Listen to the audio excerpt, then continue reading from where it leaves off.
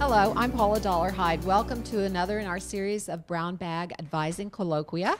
Today, I'm very pleased to have Christy Cunningham of the Career Center with us. She's going to be talking where students at Stockton land, the 2014 graduate outcomes. So we're very pleased to have her with us today, and we welcome questions as we go along.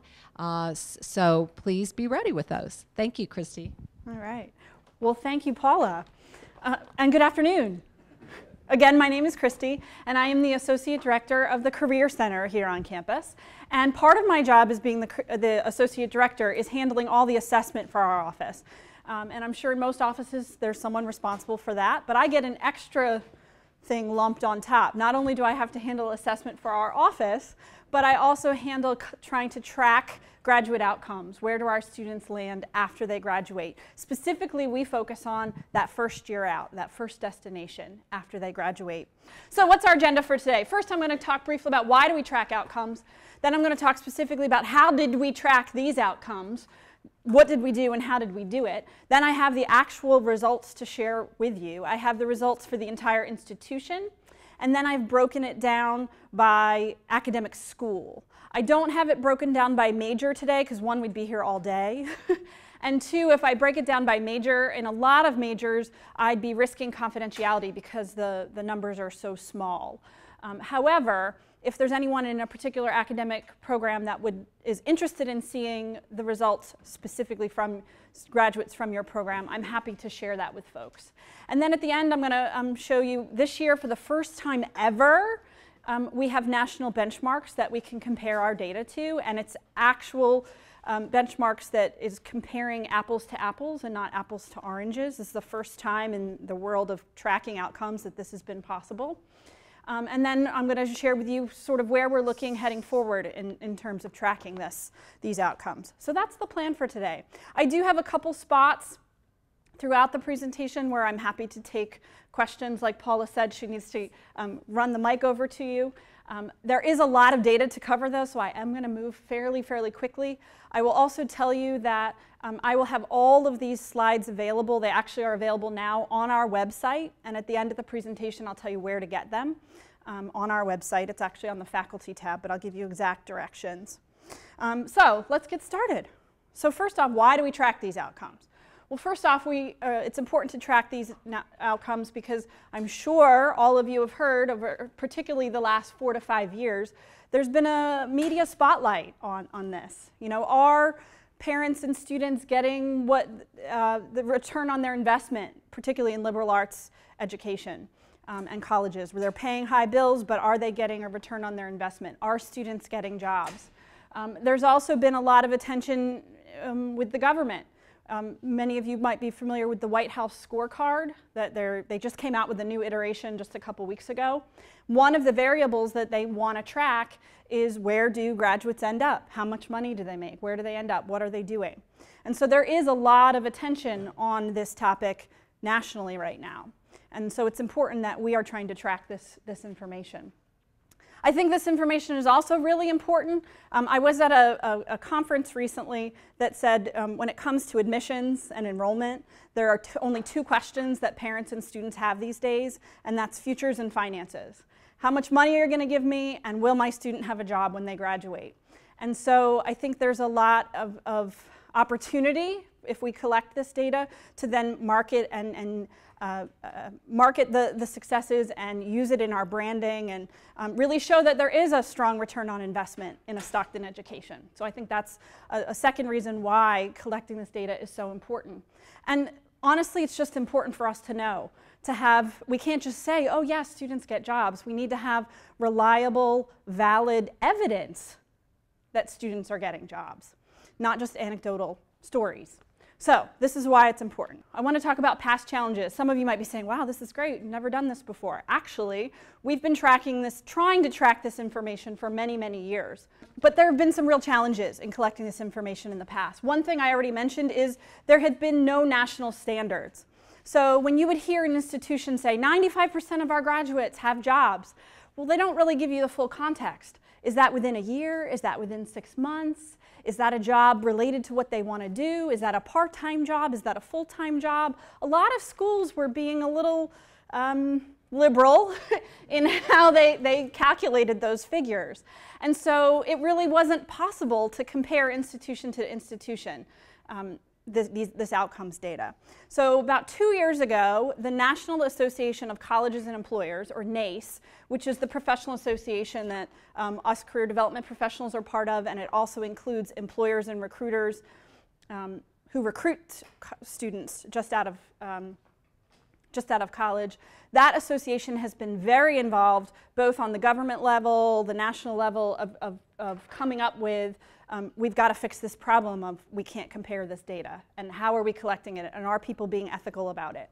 And so 2 years ago they came out with their own standards that guided how you collect this data, what questions you ask, so that we can again have some data that's comparable apples to apples versus apples to oranges. So that was one really great bonus, because again, no matter how great of a job we did of collecting this data, we couldn't really compare solidly with other institutions. Other challenges, specific challenges we had here at Stockton is it was really hard to track down graduates after they left. We did not have good alumni contact data. I would say when I would send this stuff out to alumni, at least 30% of it would bounce back, and we didn't have contact information for those folks. One bright side that has helped us is almost 2 years ago now, we switched to the Gmail system, where students can take that email address with them after they graduate, and that's helping us to continue to be able to have good contact information for our students. I don't even think we've seen the full impact of that change yet, but I'm hoping it's all in good directions.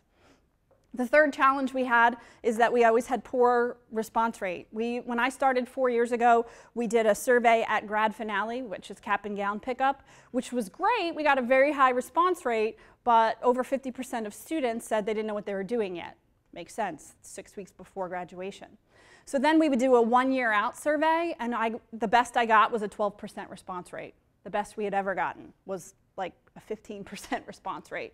Not enough to really draw any conclusions from that data. So that's always been a challenge. We have since changed our systems and added some new components so that we have much better response rate and more solid collection methods. And then the fourth challenge was we had limited collaboration. When I started, it was me, and before that it had been Walter in the Career Center, just working on our own. We would get contact information from the alumni office, but that was about it. We didn't have a strong connection with institutional research or with anyone, with the academic departments, nothing. And that has since changed. I now have very strong partners in institutional research. Dennis is here. Actually, a few folks from institutional research are here today, which is great. So they validate and double check all this data with me. So it's not just me crunching numbers in my office all by myself anymore. Also have strong partnerships now with academic departments. I'll mention at the end how I'm working with Kara and the 5 year out surveys and alumni surveys that they want to do for the 5 year out reviews. That's all bright stuff. All these challenges are sort of resolving themselves and getting better. So what did we actually do to get this data? Well, we did a 6 month, what we call the 6 month out survey, and this is for the class of 2014. It's the most up to date we have for our graduates as well as nationally. It's always a year behind. We decided to do a phone survey. I still do the grad finale survey where I collect some preliminary data at cap and gown pickup, but the bulk of this came from a phone survey that we did in November 2014. That whole effort was coordinated by our office. It was funded by our office. 2 years ago was the first year we actually used the Polling Institute, and the Division of Student Affairs was able to pay for that. Last year we had to scrape together the money to do it because it was so successful, and we found we had really good results. So it was funded by the Career Center. It was conducted by the Stockton Polling Institute, and then all of the data was supported and verified by the Office of Institutional Research. So you can see it has become a great collaborative effort to do this. What did we do? We actually surveyed August 2013, December 2013, and May 2014 graduates.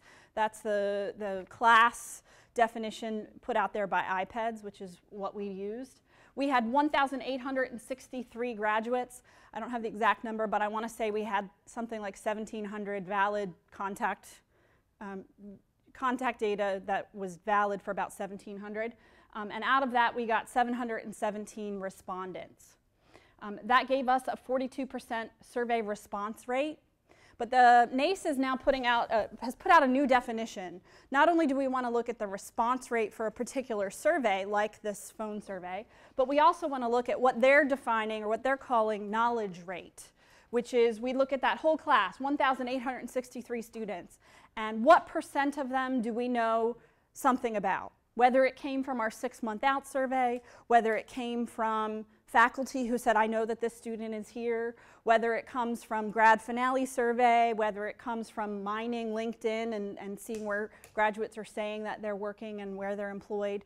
And that's sort of a phase 2 for me, is to increase that knowledge rate, go beyond just the one-off survey to increase and bump up the numbers of data that we have coming from multiple sources. But I will tell you that the entire survey met the NACE First Destination Survey Standards and Protocols. We met all of their standards and guidelines as to when, the timeline for executing the survey, the questions that we asked. And really the survey comes down to one question and then it funnels down from there. So this is the one question. As of right now, which one of the following choices best describes your current status? And then you can see what the choices are. We basically want to know, are you employed full-time, part-time, are you enrolled in school, planning to enroll in school, seeking a job? And then based on their answer here, they're asked follow-up questions. So if they report that they're employed full-time, they then get the employment questions followed up. If they say they're enrolled in school, they get the enrolled in school questions. So it's a very brief survey. So here we go, employment status. This was the total respondents. So out of 717, 0.1% said they're not sure or don't know what they're doing. I don't know what that means. 0.8% said that they're not seeking employment or continuing their education. They're not deciding to do either. 13.9% said they were either seeking a job or seeking admittance to graduate school. And 85.1% reported that they were employed or enrolled in school. Now I want to show you a different breakdown of the same data. And this one you'll notice I said engaged respondents. And the number's smaller, 710 instead of 717. And this is because we eliminated those people that said, I don't know what I'm doing. And we eliminated the people that said, I'm not getting a job and I'm not going to school and I don't want to. We eliminated them from our pool and recalculated stuff. So this I gave you the full breakdown.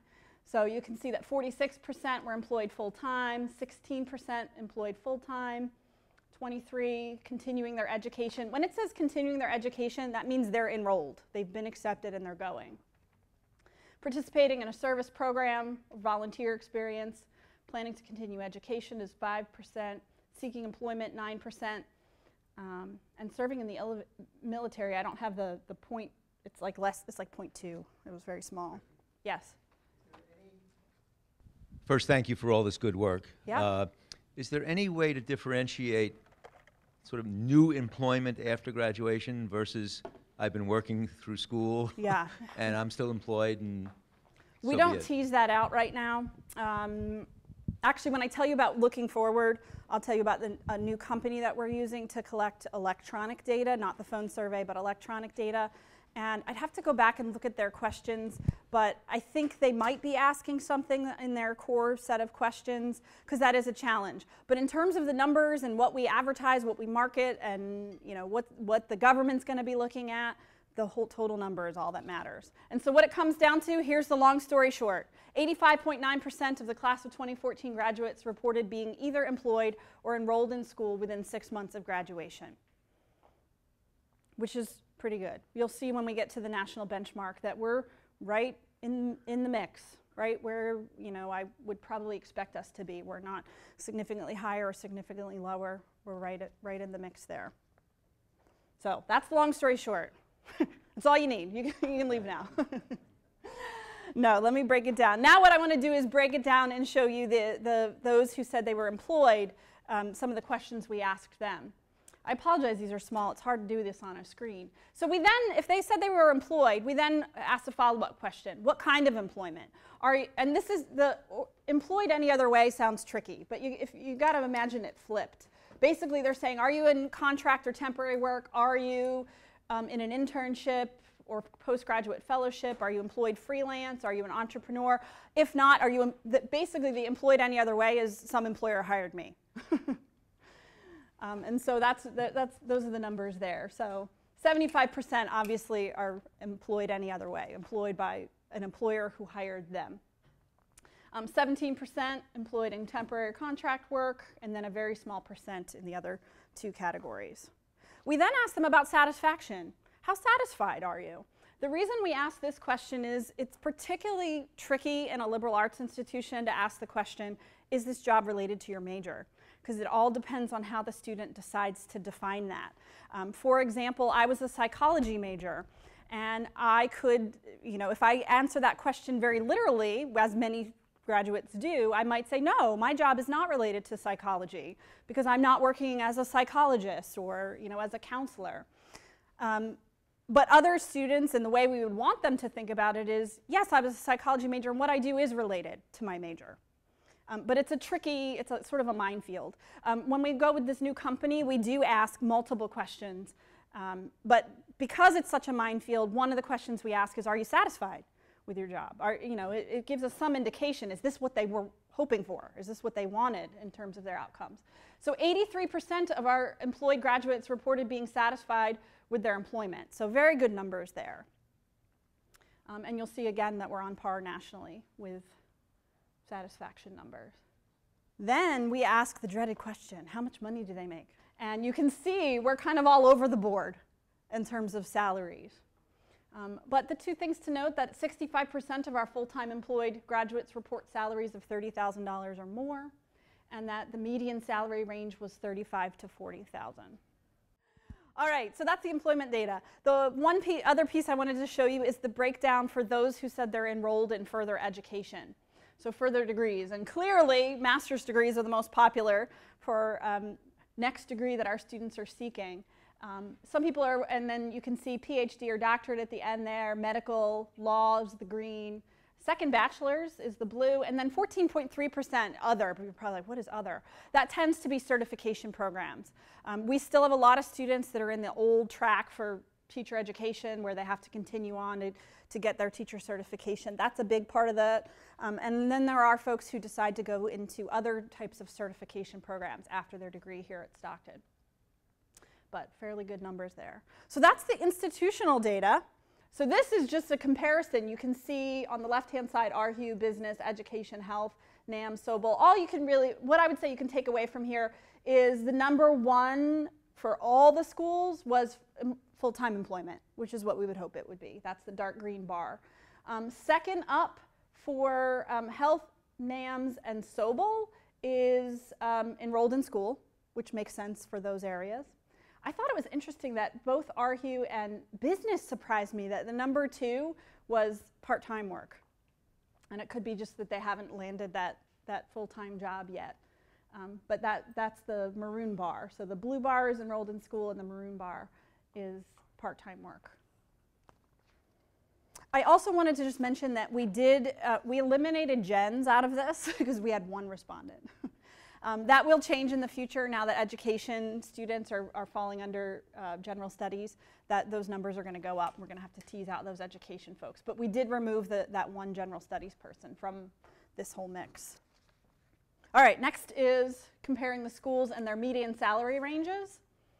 I will explain when we get to the slide why that diverges like that compared to the others when I get to the actual breakdown. But you can see they're all fairly close. Probably for the most part, what you would expect the breakdown for each school to be. The last slide that compares all the schools across the board is looking at further education. Also very busy slide, but again, the purple is master's degrees, so that's where the bulk of them are. Quite a few students in NAMS going on for second bachelor's, it looks like. And of course, our medical students are coming out of NAMS and a little bit out of health. That's the red there. I know this slide takes a second to understand it. You got to look at the color and then you can see the breakdown. So like in Sobel, 89.3% of the students who are going on for further education are going for master's degrees. I like this because you can see like all of our law students are coming out of RHU except for a very tiny percent over here in Sobel. So you can just sort of see the breakdown between schools. But now let's get into specific stuff for each school. Like I said, I have 5 slides for each school with the breakdown. So first up is RHU. Similar to what we showed before, this is that first question. They report 84.3% of the class of 2014 graduates from RHU reported being either employed or enrolled in school. Again, the institution, just as a reference, the institution number was 85.9%.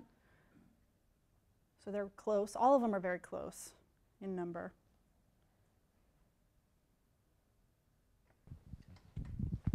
So you're saying that 28% is part-time, which is a fairly large number relative to those who are employed. Yes.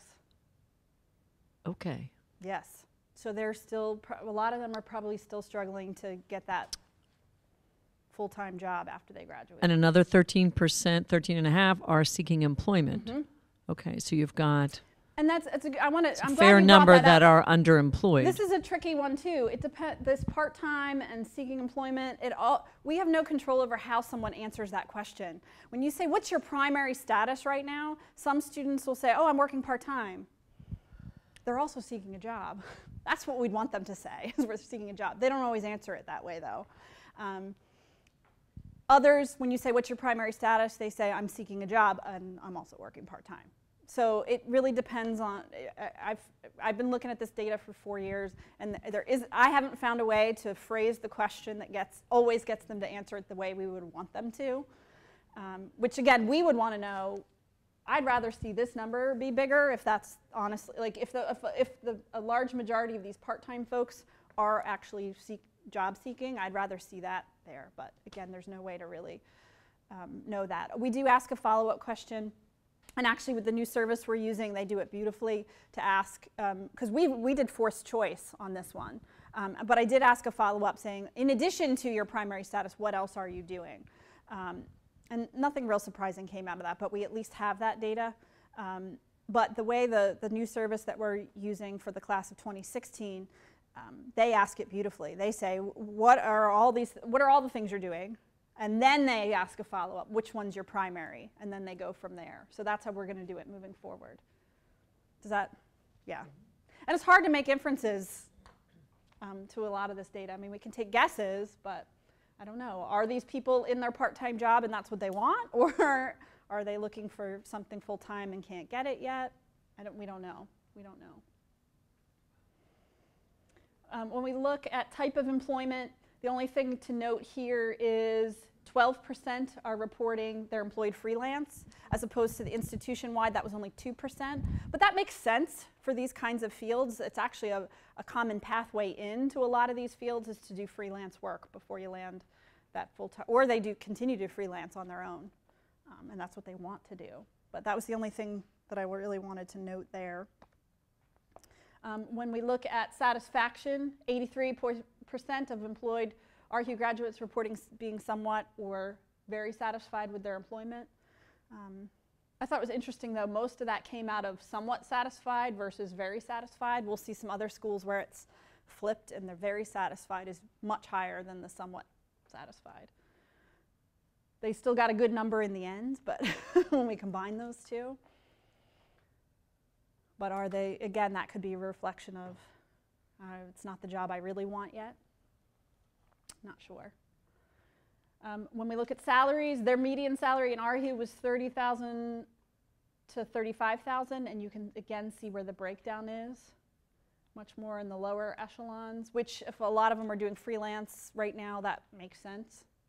Or a higher percent are doing freelance. That would make sense. And the last slide for RU is degrees. And I'll note that the majority of students who are going for law degrees come out of RU. There's a very small percent, only a few people came out of Sobel, but the bulk of the graduates of ours that are going on to a law degree come out of arts and humanities. That's the biggest thing to note there. All right, let's get on to business. I know there's some business folks here. So if we look at business, 68.71% are employed full-time, much higher than any other school, which makes sense. The jobs for business students, a lot of entry-level jobs they recruit early, they offer early, they land early. Total 87.7% of the class of 2014 graduates from the School of Business reported being either employed or enrolled in school, slightly higher than the institutional average of 85.9. Again, makes sense for School of Business. The only other thing that really diverges here is that the percent of students enrolled in school after graduation is very low, 5.44% versus 23% for the whole institution. But again, I think that makes a lot of sense for business students. They want to go out and work. They're not ready to go on for education, which is what I encourage anyway when I work with students. So that's not a surprising number there. But everything else is sort of similar to the institution. When we break down the type of employment, they by far are being employed by outside employers, 78% of them. 10% are employed in temporary or contract work, and another 10% are employed as entrepreneurs. That's the highest out of any school, which again makes sense. It was only 4% for the whole institution. When we look at satisfaction, they're very satisfied. 54% are very satisfied, with a total of 86% reporting that they're satisfied with the employment that they have. So 3% higher than the institutional average for satisfaction. Median salary, 35 to 40, which is right in the middle of our institutional salary range. Again, you can see how, I think the salary slides are interesting to put next to each other to see how the breakdown is. You'll remember RHU, it was very heavy down this end, where this is more evenly distributed, and we got some more right in the center there, which makes sense, I think, for students getting out with business jobs. And then the last one is further education, not many of them, but those who are continuing on are getting master's degrees or certifications or second bachelors. Yeah, India. So my question is general in nature. Yes. For the market that I am focused on, which is the international student market, the question is not whether they're employed, but where are they employed. So I'm just curious if there's a place for you to capture that information in this survey, or are you capturing it somewhere We do. else? We do ask, if they report that they're employed, we do ask, where are you employed? And we have that information. And actually, make me think, I don't have it here, but I do have, from the executive summary that I put together, the last 2 pages are a list of select employers. I just sort of pick and chose, weeded them out. It's a 1-page thing. So select employers, and I also have a page of select graduate programs that people got into, not including Stockton. I didn't include Stockton in the list because we'd have Stockton, Stockton, Stockton, Stockton on that list. But I think now that you mentioned that, I'm going to add that to the slides at the end here. I didn't put it up here just because it was just a big random list that I just went through and weeded through them. But we do have that information when students reported it. Not everybody was comfortable reporting that, but we do ask that question. Who is the employer? Where are they located? So we ask city and state. And with the new system that we're going to be using, they'll rank it out by industry. So we'll have an industry breakdown. Yes. Yes, Donna. You actually answered it. Lou and I were asking about not only employer, but where physically. Yes. So we can get if they stayed in the state and not in the state. Yes. Will the individual schools get this data? We have shared this with the deans and the assistant deans, and I'm happy to share it with anyone else. So programmatically, we could, maybe drill down and do, and do some specific. Because you mentioned something about mining LinkedIn data, and we don't have to talk about that now. But I'd like to find out a little bit more about Yeah, we're that. not doing that yet, but that's what my hope is, to add that to one of our collection methods. But is that an actual, I guess, formal process? No. Or it isn't. There isn't something No. formally called mining LinkedIn data. I will tell you that there are some. There are some institutions that they have a full-time person to do this all year long. And there's a way to do it right and wrong? Or They there's pay just for an elevated subscription to LinkedIn, and they go searching for the alumni. Without the paid part, they limit how many searches you can do. So they just started that last spring, and so that's really restricted what we can do in terms of mining LinkedIn and figuring out where our graduates are.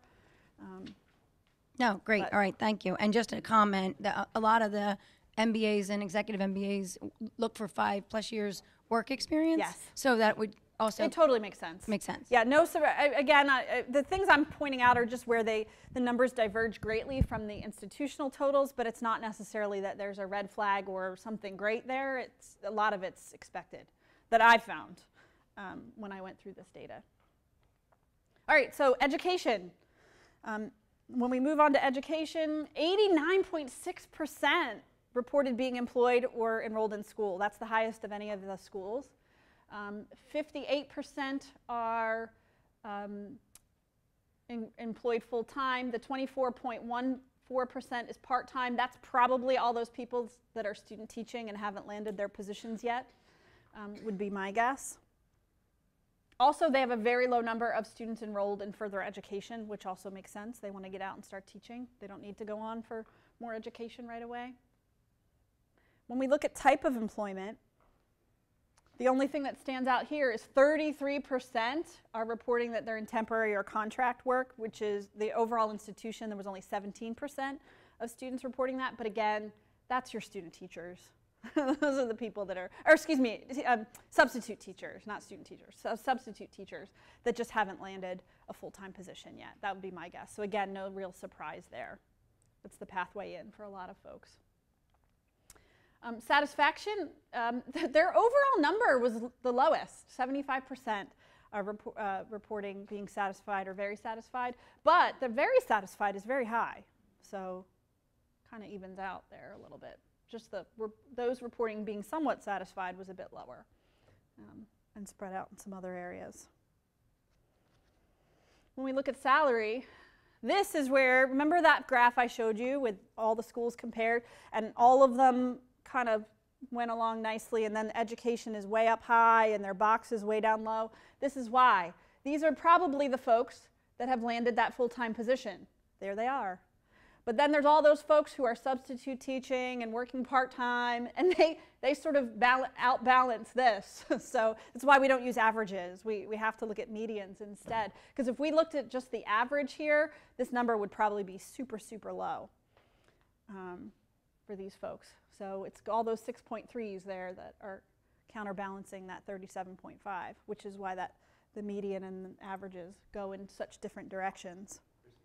Yes? This is 6 months out, right? Yes.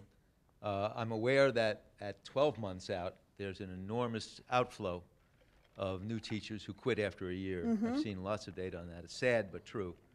Yes. This certainly captures a different set and with pretty decent data. Unfortunately, something happens 12 months out or a year later, so to speak. They're out of the profession. Not your problem, so to speak. But it's certainly a problem for the education world. Yes. Yeah. It is a problem. All right, education, and then, before I move on to health, I don't have a breakdown for further education for the School of Ed, simply because the N number was so low. There were only 2 people that reported going on for further education. I think they were all going on for a master's degree. So it was really tiny, so I don't have a slide for that. Health sciences.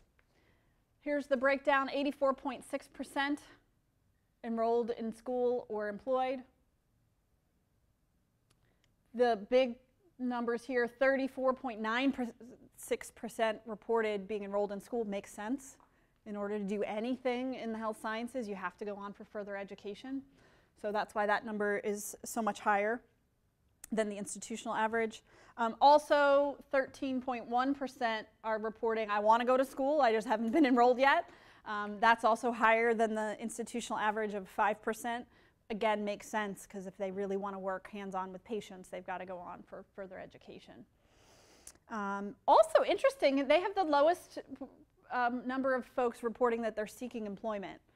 Again, probably because they're holding off to say, I need to get into graduate school and continue my education to do the work that I want to do, which is probably why that number is so low.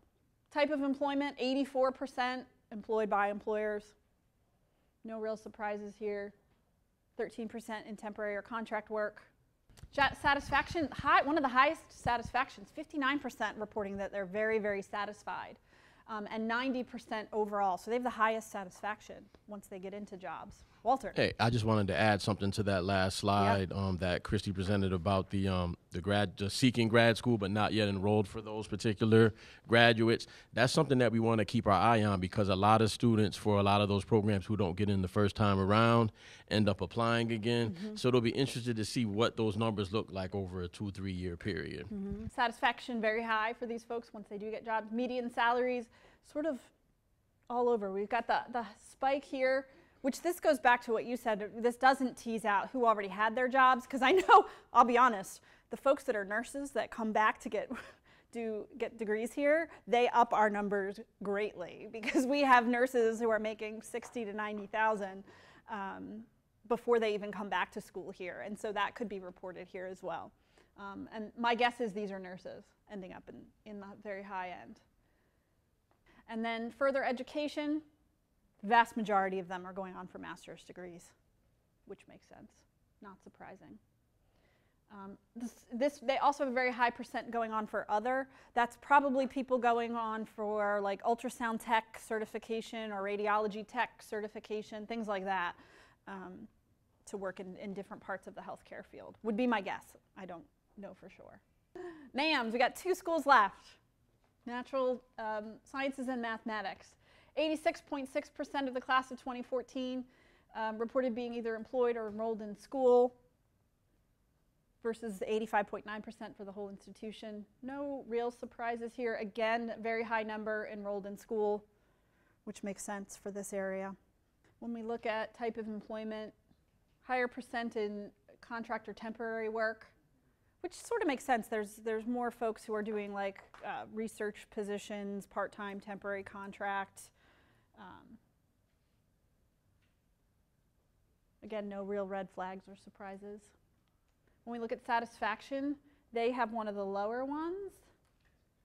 35% are very satisfied, 45% are somewhat satisfied, giving them a total of 80% are satisfied in some way.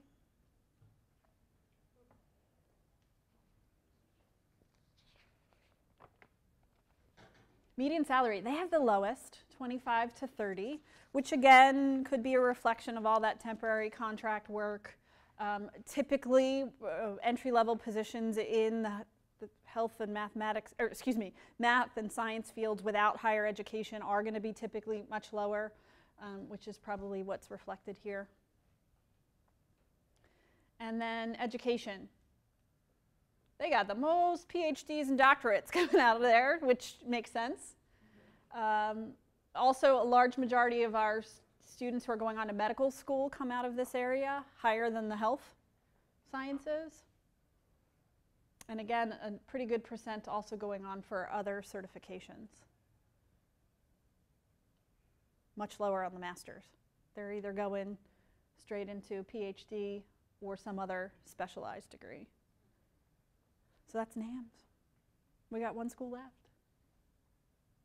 Sobel, 85.2%. Now the Sobel profile is going to be very similar to the institutional profile, partly because it's the largest school, so it impacts the institutional profile the highest. So no real surprises here. This almost matches identically with the institution. 85.2% employed or enrolled in school versus 85.9% for the whole institution. When we look at type of employment, very similar to the institutional profile. No real surprises. When we look at satisfaction, they're fairly satisfied. It's a little bit lower. 36% very satisfied, 44% somewhat satisfied. When we look at salaries, median salary is 30 to 35, which is the same as the institution. Again, this one, like the institutional one, is sort of all over the place in the salary ranges. that are reported, but a little bit on the lower end, which again makes sense because I would say any position in like the social services and without having higher education entry level is going to start out a little lower. Government positions, things like that, start off on the low end. And then further education, vast majority of them, masters, some sort of masters. Few people, we got a few of our law students out of Sobel. So that's Sobel. Any questions on that? I only have a few more slides. What I want to do now is share with you the national comparison. So I mentioned that NACE, the National Association of Colleges and Employers, put out these standards and protocols and asked, it's voluntary for institutions to follow these guidelines and standards. There's nothing forcing us, but it's to our benefit. They also then asked the institutions to share their data back with NACE, just none of the specific data, just the aggregate data, so that they could run their own report nationally. Where are students ending up nationally? And so I have two charts to show you. One is on the left-hand side, we have NACE's bachelor degree summary of outcomes versus Stockton's degree summary of outcomes, and you can see very, very similar. And the next slide is the same data, just a little bit easier to read. So the only real divergence here is we've got less students reporting that they're seeking employment than the national, but we've got more students enrolled in continuing education versus the national. Everything else we're right in the mix there, other than we're kind of low on the military too. I think that's because they all were in the military before they came to Stockton, right? We get them all after they've been in the military. But those are the only two things to really notice, the little bit of difference there. But like I said, we're right in the mix there. Nothing shockingly embarrassing or terrible to be worried about, but nothing that was real like, wow, we're so head and shoulders above. It's where I would expect us to be. I was pleased to see this, that we're right in the mix there.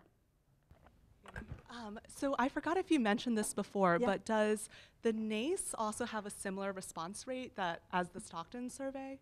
Very good question. Well, they don't have a response rate because they were just asking institutions. They had 191 institutions, I think, participate and send data in. Does that sound right to you? I don't know why that number's in my head. So they don't really have a response rate per se, but that's how many institutions participated. They do, in their standards, have a goal for, they want, is it like 45% response rate or knowledge rate that they want us to aim for? Yeah, we had 38.5. We had higher. Our knowledge rate, I think, was 45. That was our response rate. Yeah, our response rate was 40-something, 45, which is very good. Yeah, when I got that, institutional research was like, yeah, that's really good. NACE has very high standards, though. They want something like 45%, us to aim for a 45% response or knowledge rate. I can't remember which one, which we're going to aim to increase, hopefully, each year. Does that answer your question? Okay. The 6-point spread you have in continuing education is pretty interesting. How do you account I think for that's that? very interesting. Yeah, I'm not sure what to, again, I hesitate to make inferences as to why that is, but maybe because we're a liberal arts, and because the NACE data includes all types of institutions. Their goal next year is to do a breakdown by type of institution. So like your technical schools and things like that, they'll be able to compare to other technical schools. Liberal arts will be able to compare to liberal arts. I think they also plan on doing a breakdown by region of the country, because this is all new for them too. So last year we just all got it out there and have something to compare to. Next year they're going to tease it out even further so that we'll be able to compare the data in different ways. That's just a thought off the top of my head, that perhaps it's lumping in your engineering and your technical and those kinds of things where they're maybe not going on for further education versus liberal arts where a lot of people do. Plus health sciences is really big here, and they all have to go on to further education. Christy, do you think we're at the point where we can share this data with parents and families, open houses? I mean, how can we have a takeaway from this that will help us? Do you think the deans are going to be using this data somehow to They are welcome reflect? to. Yeah. I'm an open You have book. I feedback have all of about that. that? Institutional research has all the data. Yes, we can share this data. In fact, I just picked up the posters today from graphics that we're going to have at our table at Open House, which it comes back to your question, India. On those posters that we have lists of sample employers of where students have gotten jobs, and I name actual employers on those posters. We have 3 posters. I also have that 85.9% statistic on a little poster that I have up at Open House. So yes. Great. Let me just tell you what we're doing moving forward, looking ahead. So this was the class of 2014 that we looked at. So we have the class of 2015 coming up. We're going to do something very similar to what we did with the class of 2014. So I did a grad finale survey, getting initial information. I was able to do electronic last year, which was fantastic, so our response rate is going to be even higher than it normally is. We're also going to try and scrape up the money to do the phone survey again for the class of 2015. And this year, my goal is to try and combine that data a little bit more. Right now, I've left them sort of distinct, but I'm going to try and merge that because we now track Z number. We didn't used to. So now I am able to look at that total class and see who we have data from. Then moving for the class of 2016, because while we report a year later, like this is class of 2014 and we're now in almost the end of 2015, the collection of this data starts a year ahead. So I've already started the collection for the class of 2016 because the class of 2016 is defined as those who graduate in August 2015, December 2015, and May 2016. So I've already started collecting from August graduates. And how we're doing that is I keep mentioning over and over again this new service we're using. It's called the Outcomes Survey, and they're going to do a lot of electronic surveying for us, which in the past we haven't had as much luck with, so we're going to see how it works. Although already from the August grads I have a 20% response rate, and that's without me doing any marketing or any push, anything whatsoever. So already it's better than what I used to get. Which is great. But like I said, the outcome survey is great because they do it all for us. They'll stagger all of the collection based on the class year or graduation year. They have their set of questions that they have found that gets the best data, and it meets all of the NACE requirements. It's also going to generate what I need to send our data to NACE easily. Dennis? Last year was the first year, this class of 2014 was the first year that we tracked Z number. So we are able to go back and match it with demographic data. So if we wanted to pull out all international students or all females or like whatever, we could do that. It would be a little bit of work, but institutional research can help you with that. Now that we're using the outcome survey, we pulled it all from the front end. So we ran a banner report. We pulled all the variables that we think we might want to ever sort this data on. I have a committee of people that we all got together and decided what variables we think we might want to run this data on. And we pulled all of that, and the outcome survey has it. So it's automatically tied to the data that they're collecting, so we don't even have to do any work to sort it. I have the phone survey there, but I have it with a question mark. We're going to see how our electronic collection goes. Both of these are very, very expensive, and we do not have much money in our office, so we're scraping by to get it all pulled together. We may even be trying to partner with other areas, because this is really an institutional something that's important for the whole institution, and now that we're trying to do it properly, do it well, it costs money, and I'm not sure the Career Center can continue to cover the cost of both of these things, although I think it would be great if we could continue both of them and merge it all together. But we're going to wait and see what our outcomes are with the outcome survey before we decide if we have to try and scrape together to do the phone survey as well. So that's our plan moving forward, but I think we're just getting better each year. Slides are available online. I am going to go back in and adjust, but I'm also going to add the list of select employers and select graduate programs. I'll add them as last slides on here. So that's not up there yet, but the rest of it is up there right now.